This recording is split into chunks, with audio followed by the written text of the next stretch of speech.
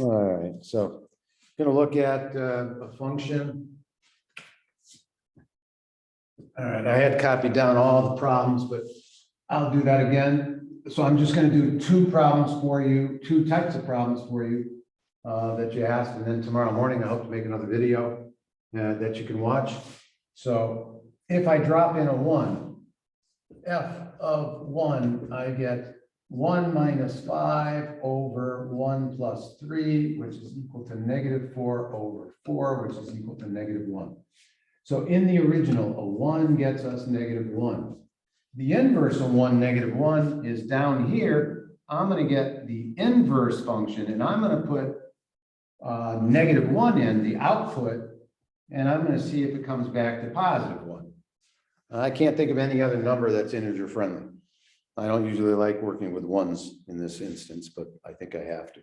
So how do we deal with this? Well, f of x is just another notation for y equals. It's easiest mechanically to change your x's and your y's, right? For instance, 2 gets you 5, 5 gets you 2. That's the inverse. All right, so I'm going from x to y, then y to x. So I'm going to change my y's into x's and my x's into y's.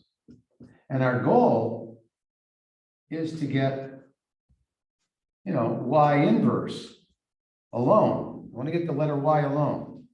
All right, so how do I do that? Well, I got to get this out of the denominator. So I'm going to multiply y plus 3 times x equals, it's gone now, y minus 5. I hope you can, make some sense of 2 times 5 is 10. Multiplication by 2 becomes division by 2 on the other side. So it's operational inverses that cross the equal sign, go from one side to the other. 6 plus 2 is 8.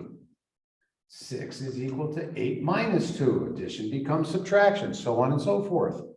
2 to the x equals, I was working with numbers, 2 to the 3 equals 8. Well, the exponent 3 comes from log base 2 of 8. What do you put on top of a 2 to get an 8? A 3. So those are inverses.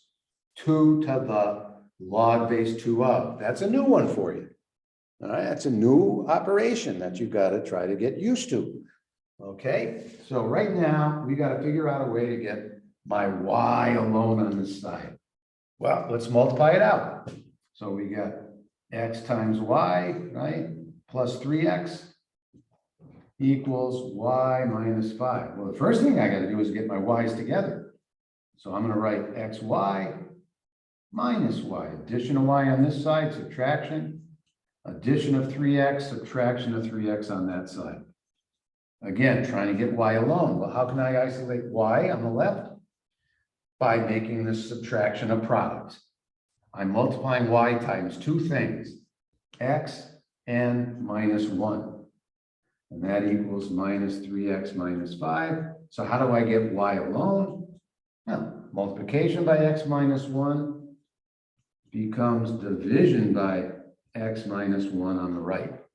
Let's go back to the beginning. 1 gets you negative 1. Let's see if negative 1, when I put negative 1 in here, let's see if it comes out to be positive 1. That's how I'm going to check if I made a careless error. Minus 3 times minus 1 is positive 3, minus 5 is negative 2. Minus 1 is negative 2. What's negative 2 divided by negative 2? 1. So I started with a negative 1 and I got myself a positive 1. What did I have up here? A positive 1 gave me a negative 1. That's what an inverse is. So let's do another one like that. Then I'll do the one that was on your sheet. Okay? Let's see if we can. Now, these are tough. I just did 19 steps. I don't know how many steps I did. Enough to make me tired at the end of the day. I could be very careless here. So let me make sure whatever I give you on the next one, I take my time a little bit. All right, so let's say you have g of x equals 2x plus 4 divided by x minus 3. Okay, now, is there a friendly number that I can put in here? 5, no, 4. Yeah, I think I can put a 4 in here. 2 times 4 is 8 plus 4 is 12. And 4 minus 3 is 1. Oh, I like that. A 4 is going to get me a 12. All right, I can erase this. That was the last problem. So a 4, so G of 4 gets you 12. I'm hoping to do the inverse of 12 brings me back to a 4. All right, but I'm going to write this as y equals at the end down here. All right, so you can pause the video and try it. I'm just going to do it. I'm going to rewrite G of x as y equals 2x plus 4 over x minus 3, changing my x's and my y's. I'm going to let my y equal x. I'm going to let my x equal y, 2y plus 4 over y minus 3. I got to be careful here. I don't make a careless error. Got to get my y's somehow. Let me make that look more like a, looks like a 4, but that's a y. So I'm going to multiply y minus 3 times x. But I'm going to do it in one step. X times y is xy. X times minus 3 is minus 3x. And that's gone now. That came to the other side. It's multiplication, leaving 2y plus 4. I got to get my y's together. So I'm going to leave x, y on this side. Bring that over. It's positive on that side, so it's negative on this side. Minus 3x is negative on this side, so it's positive on this side. Now, how do we get y alone? We write this as a product. This is a difference. It's a subtraction. It is now y times x minus 2. I hope you can see y times x minus 2y now, a little easier. That's 3x plus 4. So how do I get y alone? This is multiplication. It's going to become division.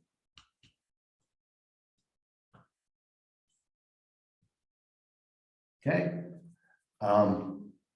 Let's put in 12 and see if we get a 4. 3 times 12 is 36 plus 4 is 40. And 12 minus 10, I'm sorry, 12 minus 2 is 10. Oh, yes. All right, so that's just a quick check for carelessness. And I guess I didn't have any. Whoopee. All right, so now let's see if we have the one that's on your homework sheet and see if this helped a little bit. You can play it again a couple of times, get the hang of it. So you gave me G of x. I can erase this. You gave me G of x equals x squared minus 3 over x squared plus 1. All right, you can pause the video. I'm just going to keep going. So first off, I'm going to see if I can find a number that's easy to work with. I guess 1. I don't like using a 1, but I think I have to. So 1 squared is 1 minus 3 is negative 2, and 1 plus 1 is positive 2. So I'm hoping to get, 1 gets me a negative 1 in the original, so down here, I'm hoping we get a negative 1 gets us a 1, brings us back. All right, so how do we do it? We switches our, can I, instead of saying y equals x, can I skip a step right now, and instead of saying y, say x equals y squared minus 3 over y squared plus 1. That's just saved one step of work by doing that. What do I do next? I got to get y squared plus 1 out of the division. So I'm going to multiply it over here. X times y squared plus 1 equals y squared minus 3. That's xy squared plus x equals y squared minus 3. I got to get my y's together. So xy squared minus y squared equals positive x becomes minus x minus 3. I got to factor out the common factor, which is y squared times x gets me the first term, minus 1 gets me the second. And now I got to divide by x minus 1. Sorry. Y squared equals minus x minus 3 over x minus 1. I've run out of room, so I got to undo squaring. I'm only going to do the principal square root. All right, and I'm just going to check positive 1 gets me an undefined situation.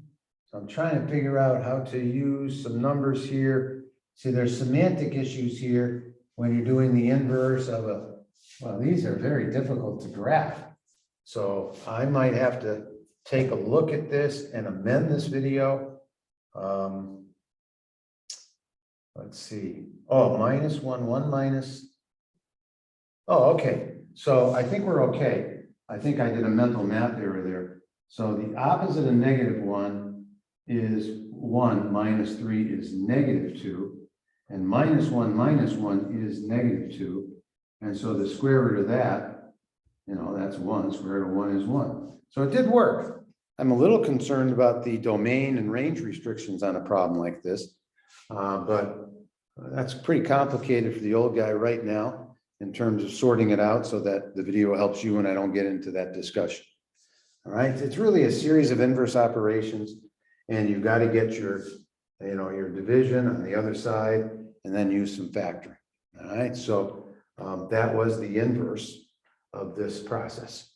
All right, that's a pretty tough problem for Algebra 2 students, so good luck with it. All right, now what's one more problem that you were looking at?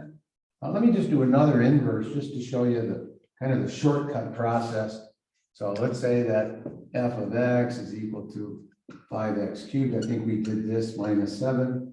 So how do we attack this so that it's quick and easy? Well, you just start a function with the letter x, and inverse of subtraction, addition, inverse of multiplication, division, inverse of cubing, cube rooting, and you're done with that one. Let me give you a logarithm. You might have to see those, I think. So 5 times log base 3 of x minus 2 plus 9. We're going to start with an x. Addition of 9 becomes subtraction. Multiplication by 5 becomes division. That takes care of that. That takes care of that. The inverse of log of 3 is 3 to the. That's where you're going to have to spend your time understanding that. So I tried to show you this the other night. I'll show it again.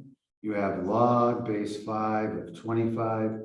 And what that's asking, that command is saying, what do you put on top of a 5 to get a 25? It's a 2. All right, so what's the inverse? If I wanted to isolate 25, I have to do the inverse of log base 5. What's the inverse of log base 5? 5 to the. Awkward at the start. That's what you got to try to process. So I did that. That takes care of that. What's the inverse of -2? Addition of 2. So let me go back to the original. 5 log base 3 of x minus 2 plus 9. What would be a nice number here? A 5. 5 minus 2 is 3. So do you understand the command yet? Do you understand what that's asking you to do? It's asking you to find the exponent on top of 3. That gets me a 3. So that's 1. This becomes the number 1 when I put 5 in. 1 times 5 is 5, plus 9 is 14. So when I put a 5 in, I got a 14 in the original. So down here, a 14 should bring me back to a 5. So let's find out. What's 14 minus 9? 5. What's 5 divided by 5? 1. I made a mistake. Where did I make my mistake?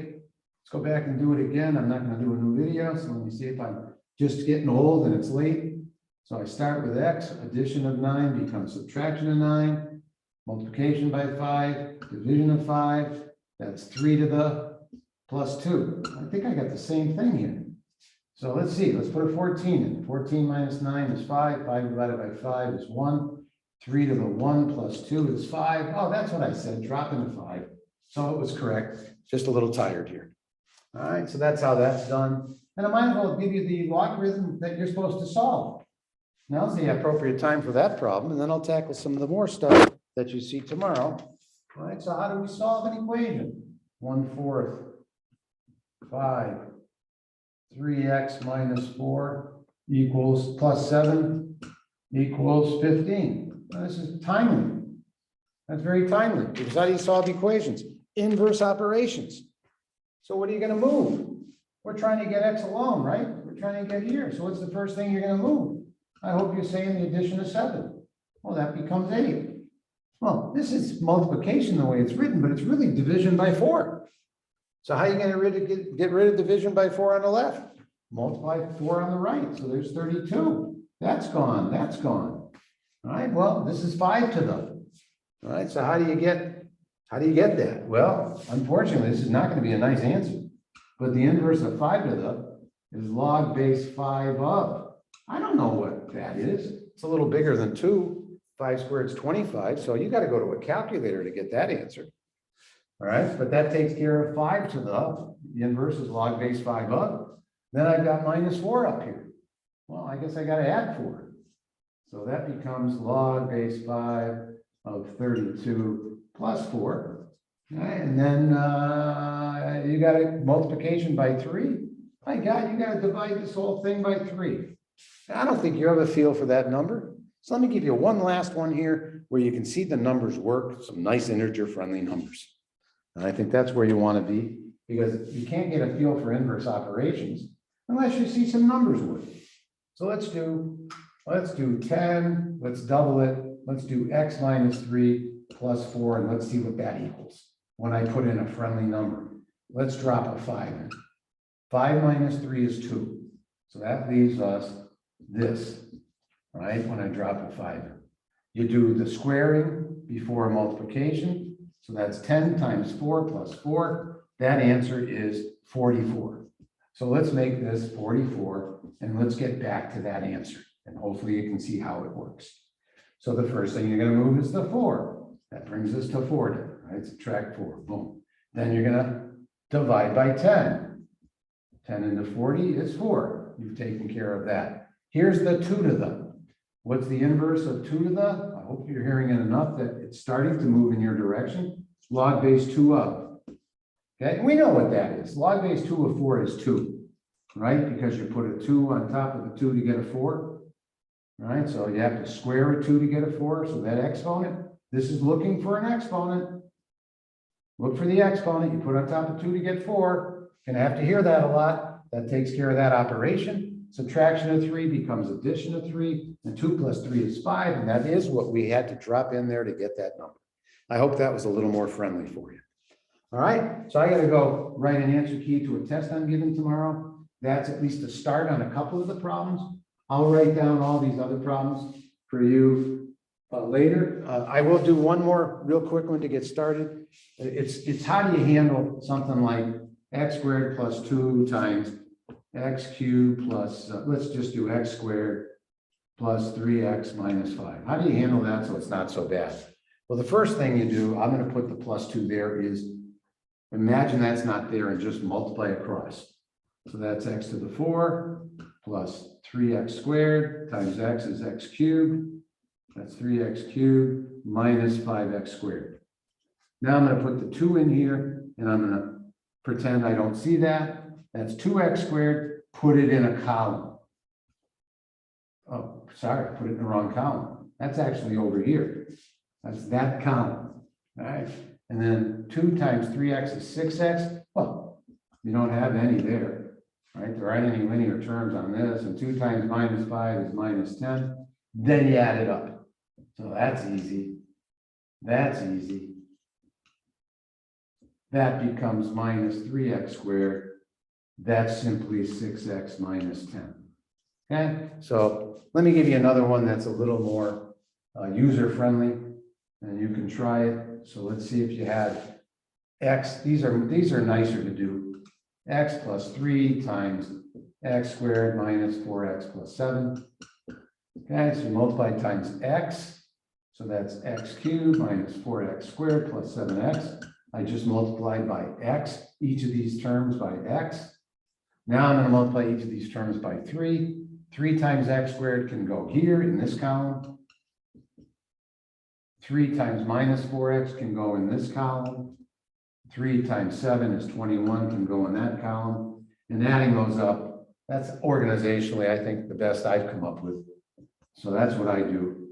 Minus 4x squared minus x squared, 7x minus 12x minus 5x, and add 21. All right, and then I'll do the one that you had on your sheet tomorrow as a refresher. We'll see how you do. All right, so there's a few problems. I'm going to put this on the YouTube channel, and I'm going to send you the link. There you go.